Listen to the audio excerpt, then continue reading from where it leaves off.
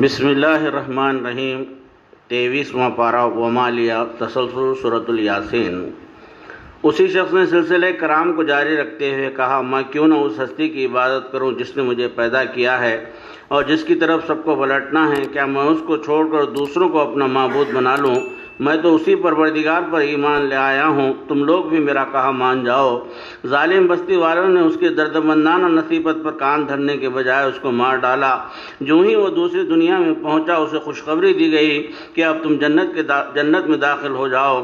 اس فوز عظیم کی بشارت پر اس نے کہا، کاش میری قوم کو معلوم ہوتا کہ میرے رب نے کس چیز کی بدولت میری مغفرت فرما دی ہے اور مجھے باعزت لوگوں میں جگہ عنایت فرمائی ہے۔ ادھر اللہ نے ان صفاق بستی والوں کو آن کی آن واحد میں بجھا کے رکھ دیا۔ بے جان زمین اللہ کی ایک نشانی ہے۔ اللہ نے اسے زندگی بخشی، اس میں غلہ نکالا، اس میں کھجوروں و انگوروں کے باغ اگائے، اس کے اندر سے چشمے رواں کر دیے، اس پر رہنے بسنے کے لیے ہم اقسام کے جوڑے پیدا کیے، نباتات میں اور نوع انسانی میں بھی اور ان چیزوں میں بھی جن کو لوگ نہیں جانتے۔ کرۂ ارض پر چھا جانے والی رات بھی ایک نشانی ہے۔ اجالے بانٹنے والا سورج اپنے بندھے ہوئے حساب میں جکڑا ہوا ہے۔ ٹھنڈی ٹھنڈی روشنی والے خوبصورت چاند کی منزلیں مقرر ہیں جن سے گزر کر گول مٹول چاند کھجور کی سوکھی شاخ کی مانند ہو جاتا ہے۔ کیا آفتاب اور کیا مہتاب، ہر ایک اپنے مدار پر پیہم گردش کر رہا ہے۔ اسی طرح کشتی نوح بھی اللہ کی ایک نشانی ہے، لیکن حق و صداقت کا انکار کرنے والے ان نشانیوں سے اعراض کرتے ہیں، ان آیات الہی کی طرف التفات نہیں کرتے۔ راہ خدا میں خرچ کرنے کے بجائے الٹا اعتراض یہ کرتے ہیں کہ جن کو اللہ نہیں کھلانا چاہتا ہم کیوں انہیں کھلائیں۔ قیامت ایک عظیم عالمی دھماکہ ہے۔ جب یہ دھماکہ ہوگا تو لوگ اپنے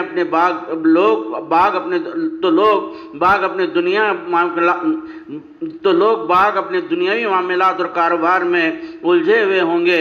پھر اچانک ایسی افراتفری پھیلے گی کہ وہ اپنے گھروں کو واپس نہ جائیں گے۔ اس وقت زمین و آسمان تہ و بالا ہو جائیں گے، اور جب دوسری سور کی گھن گرج بلند ہوگی تو لوگوں کے گروہ اپنے اپنی خبروں سے نکل پڑیں گے اور سب کے سب دربار الہی کی طرف کھینچے چلے جائیں گے۔ گھبراہٹ اور وحشت کے عالم میں وہ چیخ رہے ہوں گے، ہم کو ہماری خبروں سے، ہمارے خوابگاہوں سے، ہمارے شبستانوں سے کس نے اٹھایا؟ آواز آئے گی، اے منکرو، یہی وہ چیز ہے جس کے بارے میں تمہیں رسولوں کے ذریعے آگاہی دی گئی تھی۔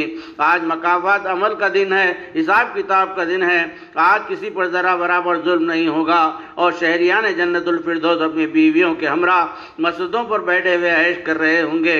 کھانے پینے کے لذیذ سے لذیذ چیزوں کی فراوانی ہوگی، ادھر وہ طلب کریں گے، ادھر وہ حاضر ہو جائے گا، اور مہربان پروردگار کی طرف سے ان کو سلام کہا جائے گا۔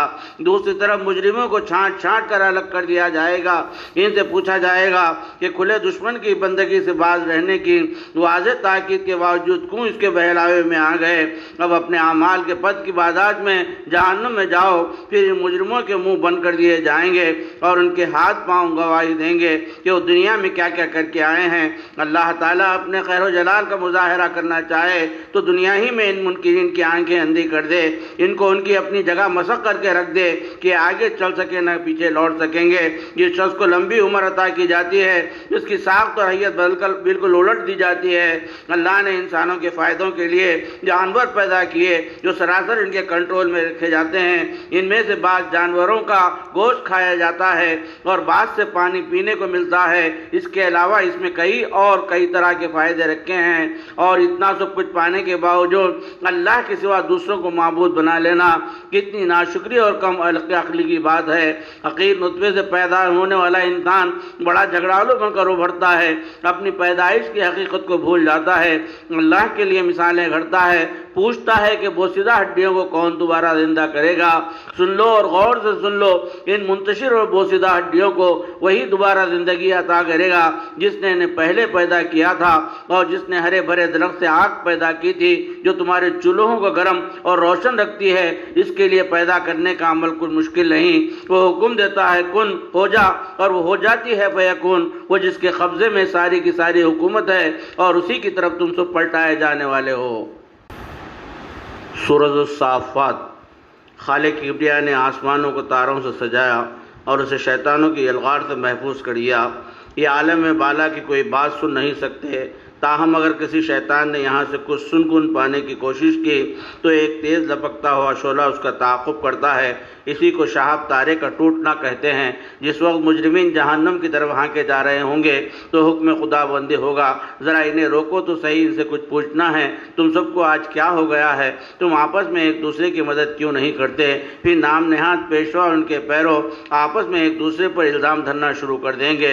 یہ دوزخی وہی لوگ تو تھے جو گھمنڈ میں آ کر کہا کرتے تھے کہ شاعر اس مجنوں کی باتوں میں آ کر ہم اپنے معبودوں کو بھلا کیسے چھوڑ سکتے ہیں۔ اللہ تعالیٰ کے مخلص و محسن بندے ہر طرح کی آفت سے مامون و محفوظ ہوتے ہیں۔ لذتوں سے بھرپور جنت عالیہ میں بڑے طنز و احتشام سے ٹھہرائے جائیں گے، بڑے ہی اعزاز و اکرام کے ساتھ سجے سجائے تخت پر آمنے سامنے بٹھائے جائیں گے۔ چمکتی ہوئی مزیدار شراب کے جام و بلو گردشیں کر رہی ہوں گی، اس سے نہ تو نشہ آئے گا اور نہ کوئی نقصان ہوگا۔ ان کے پاس خوبصورت آنکھوں والی حسین و جمیل دوشیزائیں ہوں گی، شرمیلی شرمیلی سی، جھکی جھکی سی اور نازک نازک سی۔ یاران مجلس کو اپنے وہ دوست یاد آئیں گے جو دنیا میں ان کے ساتھ ہوا کرتے تھے لیکن انکار حق میں پیش پیش رہا کرتے تھے، اور جو ان کی خدا پرستی کا مذاق اڑایا کرتے تھے۔ ان لوگوں کا حال جاننا چاہیں گے تو فوراً ان کو جہنم کی گہری شعلہ بار کھائیاں دکھائی دیں گی جہاں وہ آگ میں جھلس رہے ہوں گے۔ یہ دیکھ کر صانفان خلد بری پکار کر کہیں گے یہ اللہ کا فضل تھا کہ ہم نے تیری کافرانہ باتوں کو اہمیت نہیں دی، ورنہ میں بھی تیری طرح تباہ و برباد ہو جاتے۔ یہی وہ فوز عظیم ہے جس سے بڑھ کر کوئی کامیابی نہیں۔ دہکتی ہوئی دوزخ کی تہہ سے ایک درخت اگتا ہے جس کا نام زقوم ہے، اس کے برگ و بار شیطان کے سر جیسے ہوتے ہیں۔ یہ اہل جہنم کی غذا کے طور پر کھلایا جائے گا اور اس کے بعد پینے کے لیے ان کو کھولتا ہوا پانی دیا جائے گا۔ یہ سب لوگ وہی ہوں گے جنہوں نے اپنے گمراہ باپ دادا کی پیروی کی، حالانکہ رسولوں نے ان کو صحیح راستہ بتایا اور خدا سے ڈرایا تھا۔ ایک مرتبہ حضرت ابراہیم علیہ السلام معبودان باطل کی عبادت خانے میں جا داخل ہوئے اور وہ نظر و نیاز کے مختلف کھانوں کی طرف اشارہ کرتے ہوئے کہا یہ چڑھاوے کے کھانے کیوں نہیں کھاتے؟ تمہیں کیا ہو گیا ہے؟ تم بات بھی نہیں کرتے۔ پھر خلیل اللہ نے اپنے دست راست سے ان معبودوں پر ضربیں لگانا شروع کر دی۔ جب لوگوں نے ان سے منہ کے بل گرے ہوئے بتوں کے بارے میں پوچھا تو انہوں نے فرمایا کیا تم اپنے ہی تراشے ہوئے پتھروں کے اصنام کو پوجتے ہو، حالانکہ اللہ نے ہی تم کو پیدا کیا اور ان کو بھی جنہیں تم معبود بنا کر پوجتے ہو۔ پھر ان منکرین حق نے حضرت ابراہیم علیہ السلام کو آگ کے خوفناک علاوے میں ڈھکیل دیا، لیکن خالق و نار و نور نے شعلہ زن علاوہ کو چمن زار میں بدل دیا۔ حضرت ابراہیم علیہ السلام نے نیک بیٹے کی دعا مانگی، اللہ نے انہیں ایک فرزند عطا کیا۔ پھر جب وہ صاحبزادے چلنے پھرنے کی عمر کو پہنچے تو اللہ نے حضرت ابراہیم کو خواب میں دکھایا کہ وہ اس فرزند لبن کو ذبح کر رہے ہیں۔ بیٹوں کو خواب سنایا تو انہوں نے آداب فرزندی بجا لاتے ہوئے سر نیاز جھکا لیا۔ بیٹے کو خواب سنایا تو انہوں نے آداب فرزندی بجا لاتے ہوئے سر نیاز جھکا لیا۔ چنانچہ صاحبزادے کے گلے پر بزرگ باپ چھری پھیر ہی رہے تھے کہ اللہ نے اس زبردست عمل صالح کو ذبح عظیم میں تبدیل کر دیا اور بیٹے کو بچا لیا۔ اس عظیم امتحان میں کامیاب ہو گئے۔ پھر اللہ نے ان کو ایک اور فرزند حضرت اسحاق کی خوشخبری سنائی۔ الیاس صلی اللہ علیہ وسلم اللہ کے رسول تھے۔ انہوں نے اپنی قوم سے کہا کیا تم بال نامی بت کو پوجتے ہو اور اس خدا کو بھول جاتے ہو جو تمہارے اگلے باپ دادا کا پروردگار ہے؟ قوم نے انہیں جھٹلایا تو اس کی سزا یقینی ہے، سوائے خاص بندگان خدا کے۔ حضرت لوط علیہ السلام ان کے پیروں کو نجات دی گئی، لیکن ان کی بیوی تباہ و تاراج ہونے والوں میں شامل ہو گئی۔ اس سرزمین کو تہس نہس کر دیا۔ اس ویران اور خوفناک علاقے کے لوگ صبح و شام گزرتے رہتے ہیں مگر کچھ بھی عبرت حاصل نہیں کرتے۔ یونس علیہ السلام نے اللہ کے اذن کے بغیر ہی اپنے علاقے کو چھوڑ دیا اور کشتی میں سوار ہو گئے، لیکن کشتی گنجائش سے زیادہ بھری ہوئی تھی، اس لیے قرار اندازی ہوئی تو حضرت یونس کا نام نکلا۔ وہ سمندر میں دھکیل دیے گئے۔ ایک مچھلی نے ان کو نگل لیا۔ مچھلی کی تاریک پیٹ میں پہنچ کر انہوں نے اللہ کی تسبیح کی۔ اگر وہ تسبیح نہ کرتے تو قیامت تک اسی مچھلی کے پیٹ میں رہ جاتے۔ اللہ نے ان کی درد بھری فریاد سن لی اور انتہائی خستہ حالت میں انہیں مچھلی کے پیٹ سے نکال کر ایک چٹل میدان میں ڈال دیا۔ ایک بیلدار درخت کے ذریعے ان کو سہارا بہم پہنچایا۔ پھر وہ اپنے علاقے میں واپس آئے جہاں 1 لاکھ یا اس سے بھی زیادہ لوگ ایمان لے آئے۔ لوگ بھی کیسی بے سند اور بے دلیل باتیں کرتے ہیں کہ فرشتے عورتوں کی جنس سے ہیں اور وہ اللہ کی بیٹیاں ہیں۔ کیسی من گھڑت ہے یہ منطق، اپنے لیے بیٹے اور ہمارے لیے بیٹیاں۔ کچھ تو ہوش کے ناخن لو، آگاہ ہو جاؤ کہ فرشتوں اور اللہ میں کوئی نسبی رشتہ نہیں ہے۔ فرشتے تو سب بستہ ہو کر خدمت گزاری میں لگے ہوئے ہیں، یہ سب کے سب تسبیح کرنے والے اور احکام بجا لانے والے ہیں۔ پس پاک اور باعزت ہے پروردگار ان ساری باتوں سے جو ان ساری باتوں سے منزہ جو یہ لوگ بنا رہے ہیں۔ ساری تعریف و توصیف ذات خداوندی کے لیے شایان شان ہے، اور سلام ہے سارے مرسلین پر۔ سورۃ الصاد۔ مشرکین عرب نے رسول اللہ صلی اللہ علیہ وسلم کی دعوت حق کی تکذیب کی اور کہا کہ اتنے بڑے جہان کے لیے کیا صرف ایک ہی خدا؟ یہ تو بالکل سمجھ میں نہ آنے والی بات ہے۔ چنانچہ سرداران قریش نے لوگوں کو تاکید کی کہ اپنے اپنے معبودوں کی عبادت پر ڈٹے رہو، نبوت و رسالت کی یہ ساری باتیں ڈھونگ ہے۔ اس طنز و استہزاء پر ارشاد باری ہوا کہ اے نبی صلی اللہ علیہ وسلم، ان لوگوں کی بے لگام باتوں پر صبر کرو۔ ان لوگوں کے انکار کا سبب یہ ہے کہ ہمارے ذکر کے بارے میں شک و شبے میں مبتلا ہیں۔ حضرت داؤد علیہ السلام عظیم الشان سلطنت کے مالک تھے اور بڑی قوتوں والے تھے۔ ان کی باتیں بڑی فیصلہ کن اور عقل و حکمت پر مبنی ہوا کرتی تھیں۔ ان کا لہن اتنا دلکش اور سحر انگیز ہوتا کہ پہاڑ اور پرندے بھی مست ہو کر ان کے ہم نوا ہو جاتے۔ ایک مرتبہ دو اجنبی آدمی دیوار پھاند کر ان کے کمرے میں در آئے اور اپنا مقدمہ پیش کرتے ہوئے کہا کہ ہم دونوں بھائی ہیں، میرے بھائی کے پاس 99 دمبیاں ہیں اور میرے پاس ایک ہی دمبی ہے، لیکن میرا بھائی میری اس دمبی کو بھی اپنے قبضے میں لے لینا چاہتا ہے، براہ کرم حق کے ساتھ فیصلہ فرمائیے۔ حضرت داؤد نے اسے ظلم و زیادتی قرار دیا اور فوراً ان کو احساس ہوا کہ اس واقعے کے پس منظر میں دراصل ان کے کردار کو پیش کیا گیا تاکہ وہ لغزش پا سے بچ جائیں۔ پھر انہوں نے سجدہ ریز ہو کر اللہ سبحانہ سے مغفرت طلب کی۔ اللہ نے انہیں معاف کر دیا کہ اے داؤد، تم خلیفہ ہو، حق کے ساتھ حکمرانی کرو اور خواہش نفس کی پیروی سے دور رہو۔ ایک دفعہ حضرت سلیمان علیہ السلام کی خدمت میں بہترین گھوڑے پیش کیے گئے۔ ان کی پھرتی اور سوا رفتاری سے وہ بہت خوش ہوئے اور ان کی گردن پر اور پنڈلی پر بطور تحسین اپنا ہاتھ پھیرا۔ اور ایک مرتبہ سلیمان علیہ السلام کو اللہ نے ایک آزمائش میں مبتلا کیا۔ انہوں نے اپنے رب سے مغفرت کی دعا کی، تواب اور رحیم آقا نے انہیں معاف کر دیا اور ایسی پرشکوہ سلطنت اور ایسی شوکت و سطوت بخشی کہ دنیا کی کسی بادشاہ کو پھر عطا نہ ہوئی۔ حضرت ایوب علیہ السلام کو اللہ تعالیٰ نے ایک زبردست آزمائش سے دو چار کیا، پھر انہیں زمین پر اپنا پاؤں مارنے کا حکم دیا۔ ٹھنڈا ٹھنڈا پانی نکل آیا جو پینے میں شیریں تھا اور نہانے کے لیے بے حد مفید اور صحت بخش تھا۔ اس طرح ان کی ساری خوفناک بیماریاں دور کر دی گئیں اور ان کے لیے اہل وعال انہیں واپس کیے گئے۔ واقعی ایوب بڑے ہی صبر کرنے والے اللہ کے بہترین بندے تھے۔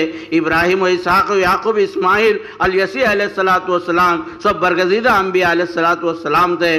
بڑے نیک اور منتخب اشخاص نبی صلی اللہ علیہ وسلم سے بھی خبردار کرنے والے ہیں، ایک خدا کی بندگی کی دعوت دینے والے ہیں۔ آپ صلی اللہ علیہ وسلم کی بات ماننے والے متقیوں کو بہترین ٹھکانہ ملے گا، نہ ماننے والے جہنم میں جھل سے جائیں گے۔ کھولتے ہیں پانی پیپ اور لہو جیسی ناگوار اشیاء کا تلخ مزہ چکیں گے، بس یوں ہی جلتے بھولتے رہیں گے، آپس میں لڑتے جھڑتے رہیں گے کہ ان کو دنیا کے وہ لوگ نظر نہیں آئیں گے جو انہیں برا کہتے تھے اور جن کا یہ مذاق اڑایا کرتے تھے۔ اس طرح اہل ایمان اور اسی طرح اہل جنت اور اندوزیوں کو نظروں سے اوجھل کر دیے جائیں گے۔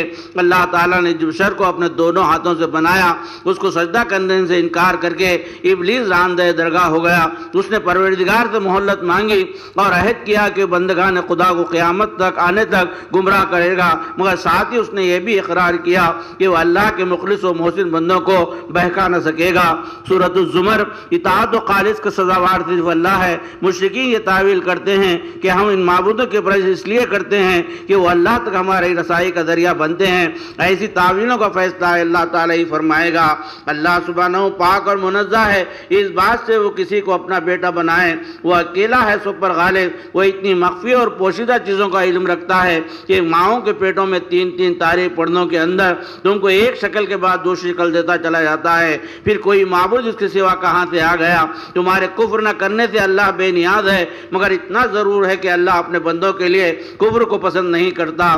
مالکار جب جب تم وہاں واپس پہنچو گے تو تمہیں بتا دے گا کہ تم کیا کرتے رہے ہو۔ انسان کا حال بھی بڑا عجیب ہے، جب افتاد پڑتی ہے تو خدا یاد آتا ہے، جب آفت ٹل جاتی ہے تو دوسروں کو اللہ کا ہمسر ٹھہراتا ہے، لیکن اللہ کے اطاعت گزار بندے کی شان ہی الگ ہوتی ہے۔ اور رات کے سناٹوں میں نماز کے لیے اٹھ کھڑے ہوتے ہیں، اس کی بارگاہ حمدیت میں سرو سجود ہو جاتے ہیں، آخرت سے لرزاں اور ترساں رہتے ہیں، اور ساتھ ہی رحمت پروردگار کی آس بھی لگائے رہتے ہیں۔ ادھر ایک ایسا نیک اور صالح بندہ اور ادھر ایک بے عمل اور دوزخی بندہ، بھلا یہ دونوں ایک ساتھ کیوں کر ہو سکتے ہیں؟ کھلے اور عظیم نقصان میں گرفتار ہونے والے تو وہ لوگ ہیں جنہوں نے اس روز اپنے آپ کو اور اپنے اہل وعیال کو گھاٹے میں ڈال دیا، وہاں اوپر اور نیچے آگ ہی آگ ہوگی۔ اس کے برخلاف جن لوگوں نے اللہ کی طرف رجوع کیا ان کے لیے خوشخبری ہی خوشخبری ہے۔ ایسے لوگ بات کو غور سے سنتے ہیں اور اس کے بہترین پہلو کی پیروی کرتے ہیں۔ ان ہدایات اصحاب علم و دانش کے لیے جنت الفردوس میں بلند و بالا منزل پر منزل بنی ہوئی عمارتیں ہوں گی۔ یہ اللہ کا احسن ترین کلام ہے۔ یہ ایک ایسی کتاب ہے جس کے تمام اجزاء ہم رنگ ہیں، جس میں مضامین اور موضوعات کو بار بار دہرایا گیا ہے، جس میں طرح طرح کی مثالوں کے ذریعے لوگوں کو سمجھایا گیا ہے، جس کی زبان واضح اور شستارہ بھی ہے، جس میں کوئی تیڑ نہیں، جس کے طرز بیان میں کوئی پیچیدگی نہیں، جسے سن کر اللہ سے ڈرنے والوں کے رونگٹے کھڑے ہو جاتے ہیں، ان کے جسم اور ان کے دل کے نرم ہو کر اللہ کے ذکر کی طرف مائل ہو جاتے ہیں۔ اس مثال پر غور کرو، ایک شخص کے کئی مالک ہیں، کئی آقا ہیں، ہر آقا اسے اپنی طرف کھینچتا ہے، ایک دوسرا شخص مکمل طور پر ایک ہی آقا کا غلام ہے۔ کیا بتاؤ کیا یہ دونوں کا حال یکساں ہو سکتا ہے؟ اے نبی صلی اللہ علیہ وسلم، تمہیں بھی اس جہان فانی سے رخت سفر باندھنا ہے اور ان لوگوں کو بھی موت کے گھاٹ اتارنا ہے